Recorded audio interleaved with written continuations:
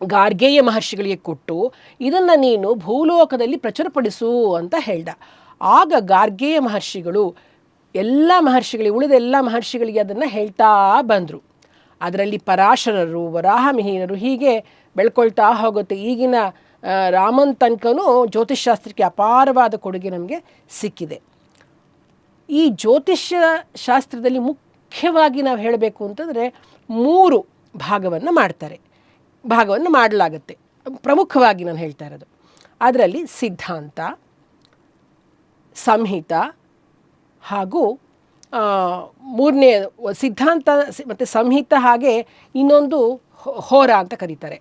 ಈ ಸಿದ್ಧಾಂತ ಏನು ಹೇಳ್ತಾರೆ, ಆ ಸಿದ್ಧಾಂತಕ್ಕೆ ಈ ಲೆಕ್ಕಾಚಾರ ಮಾಡ್ತಕ್ಕಂಥದ್ದು ಸಿದ್ಧಾಂತದಲ್ಲಿ ಬರ್ತಕ್ಕಂಥದ್ದು. ಈ ಗ್ರಹಗಳ ಲೆಕ್ಕಾಚಾರ ಮಾಡ್ತೀವಲ್ಲ, ಅದಕ್ಕೆ ಎಲ್ಲೆಲ್ಲಿದೆ, ಎಷ್ಟೆಷ್ಟು ಡಿಗ್ರಿ, ಒಂದೊಂದು ಎಷ್ಟೆಷ್ಟು ಡಿಗ್ರಿನಲ್ಲಿರ್ತಕ್ಕಂಥದ್ದು, ಈ ಎಲ್ಲ ವಿಷಯಗಳನ್ನ ಲೆಕ್ಕಾಚಾರಗಳನ್ನೆಲ್ಲ ಸಿದ್ಧಾಂತದಲ್ಲಿ ತಿಳಿಯಲ್ಪಡುತ್ತೆ. ಅದಕ್ಕೆ ಒಂದು ಪ್ರವರ್ತಕರು ಬಂದು ವರಾಹಮಿಹಿರಾಚಾರ್ಯರು.